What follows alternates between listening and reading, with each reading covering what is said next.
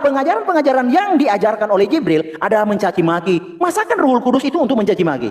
Ini sesuatu yang salah. Tidak mungkin Ruhul Kudus namanya kalau dipakai untuk caci maki. Apalagi mengajarkan dosa itu sekalipun berbuat dosa masuk surga. Ini pengajaran yang tidak seperti pengajaran Tuhan.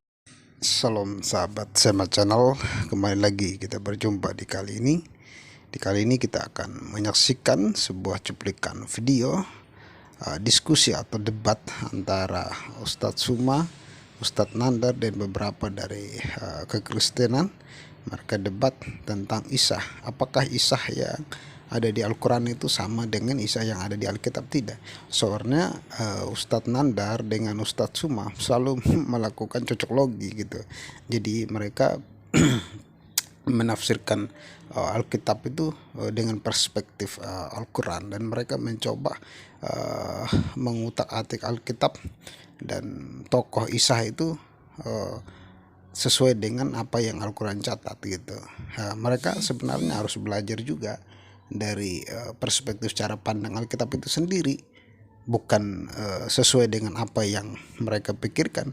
Nah, pemikiran seperti ini adalah membantah pikiran itu sendiri. Mereka mengajukan pertanyaan tapi mereka membantah pikiran itu sendiri karena mereka tidak memahami cara pandang Alkitab. Mereka harus belajar dulu bagaimana seorang kekristenan memahami teologinya, doktrinnya tentang Isa gitu. Nah, kelirunya mereka itu, mereka selalu sok pintar, sok hebat, tapi menafsirnya sesuai dengan perspektif Al-Quran. Saya pikir itu nggak fair gitu.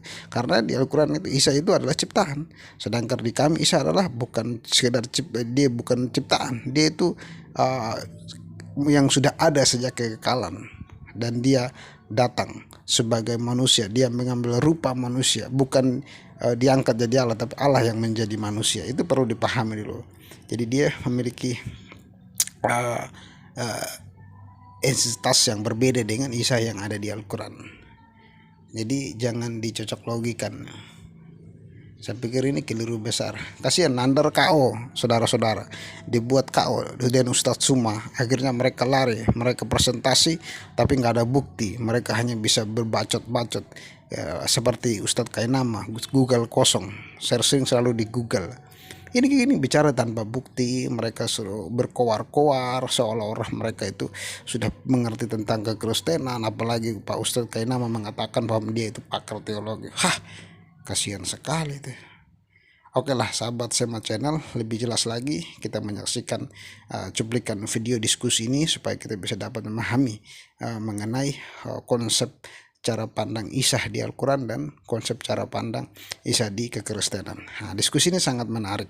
Teman-teman boleh saksikan sampai habis. Oke, terima kasih sahabat Sema Channel. Jangan lupa dukung channel ini dengan subscribe, share, like, dan komen. Tuhan Yesus memberkati kita semua. Shalom.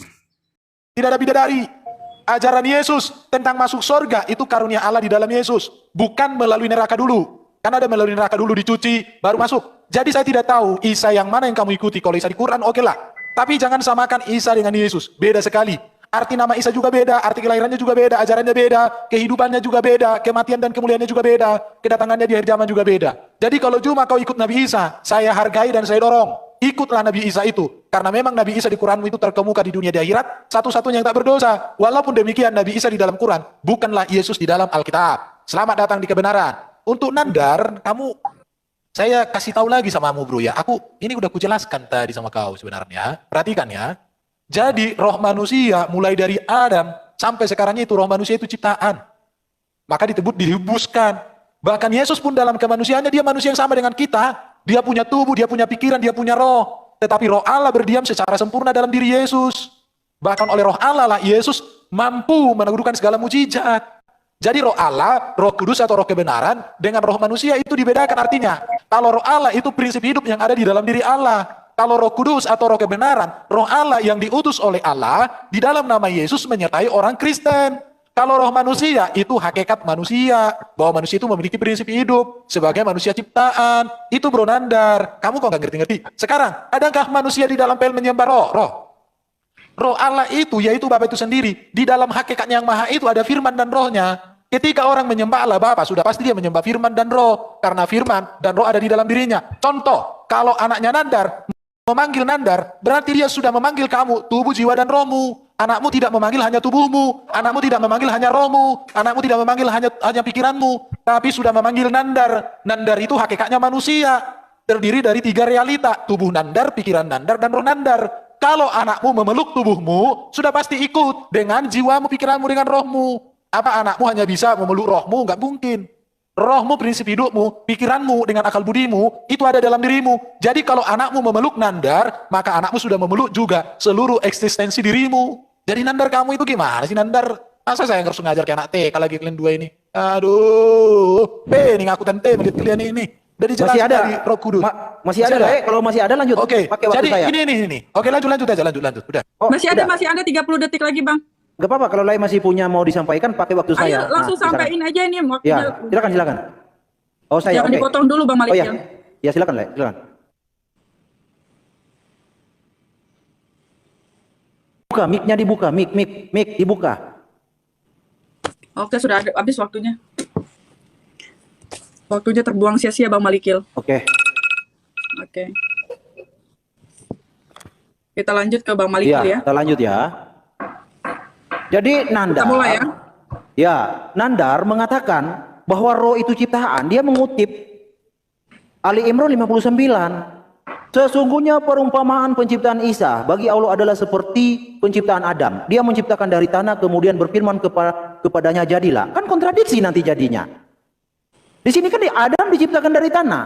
Kalau di seberang itu kan roh kami. Nah, jadi Isa itu materinya bukan debu tanah seperti Adam. Isa itu adalah ruh. Oke, betul kata Lai Erben. Isa itu bukan Al-Masih. Isa bukan Yesus, tapi tak ajari kalian supaya kalian menyembah Isa yang lebih layak. Karena Isa menurut Quran itu adalah zohirnya Allah Subhanahu wa taala. Ini. Lalu di dalam kitab Dawqikul Akbar ya, saya jelaskan penciptaan Adam ya. Nandar nggak tahu ini Adam bagaimana. Dijelaskan dalam suatu hadis, ketika Allah ingin meniupkan ruh pada Adam, AS, maka diperintahkannya ruh untuk masuk ke dalam tubuh Adam. Ruh pun masuk ke dalam tubuh Adam, mulai dari otaknya. Dan dia berputar-putar di dalamnya selama 200 tahun. Lalu ruh itu turun pada mata sehingga Adam dapat melihat dirinya yang masih berupa lumpur. Ini verifikasi bahwa Adam itu dari debu tanah.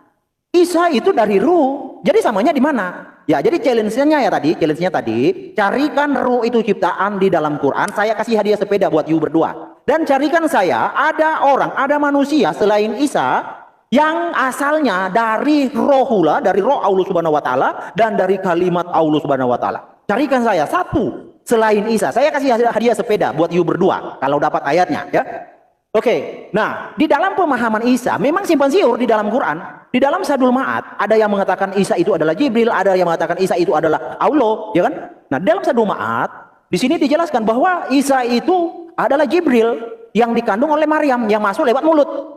Syekh kami Ibnu Taimiyah, semoga Allah mensucikan ruhnya, berkata kepadaku sanad tersebut juga adalah sanad hadis dan ingatlah ketika Tuhanmu mengeluarkan keturunan anak Adam dari sulbi. Ya, lanjut, ruh Isa termasuk ruh yang diambil ikatan dan perjanjian pada masa Adam. Lalu ruh tersebut dikirim kepada Maryam saat mengambil tempat terpisah dari keluarganya dari ruh timur, dari arah timur. Allah mengirim ruh itu dalam bentuk manusia, lalu menjelma kepadanya. Nah, ini kan ruh yang dikirim katanya kan Jibril menjelma dalam manusia kepadanya sebagai manusia dalam bentuk sempurna. Kemudian dikatakan maka Maryam mengandung orang yang berbicara dengannya, di mana orang itu masuk melalui mulutnya.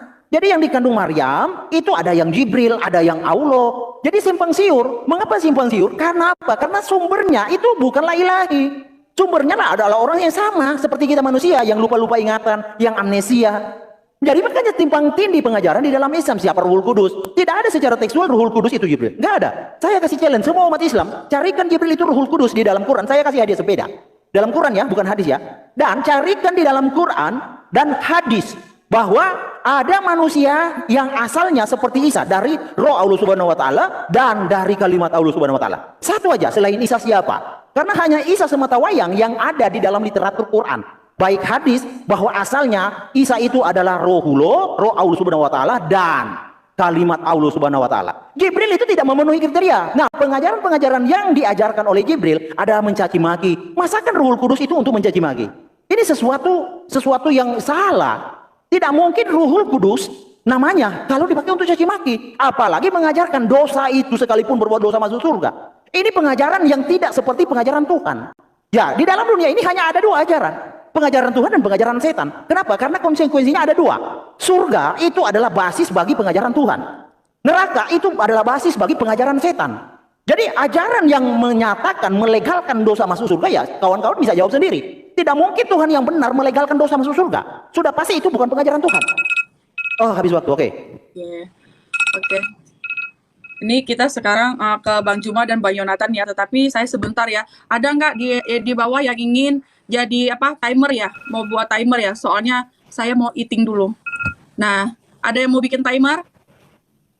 Saya Timer pikir ya? apa aja, kayak penutup aja, host. Karena mereka itu aja, nggak ada lagi jurusnya. Datanya pun nggak ada. Oke, baik. Cuma Anda yang Oke. tunjukkan data, si Juma cuma suara doang dari tadi. Nggak ada data, betul lah. Iya, kalau kami tunjukkan data semua. Oke, sahabat Sema Channel, terima kasih sudah menyaksikan channel ini sampai habis. Semoga video ini bisa memberikan kita pelajaran, bisa mencerdaskan kita bisa dapat belajar dari sini. Bagaimana kita diskusi itu, diskusi harus dengan bukti, bukan diskusi dengan hanya bacot-bacot saja. Kita harus menyatakan dengan bukti yang valid, bukti yang jelas gitu, akurat, bukan hanya bicara-bicara saja gitu. Seperti yang dilakukan, ya kebiasaan mereka lakukan seperti itu, dan akhirnya sekarang apa? Mereka kebelakang sendiri, mereka yang di uppercut, di KO kan sama teman-teman dari Kristen. Semangat terus teman-teman dari Kristen. Semoga Tuhan Yesus memberkati kalian, terus menyatakan kebenaran dan menyatakan Injil bagi banyak orang.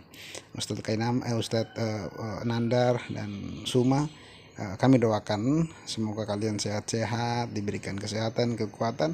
Kami nggak marah sih, tapi kalau kalian menafsirkan Alkitab kami sesuai dengan perspektif kami, kalau ini salah lah, ini nggak benar lah, ini kalian itu sok tahu aja tentang kekristenan gitu. Oke, terima kasih sahabat Sema Channel. Tuhan Yesus memberkati kita. Shalom.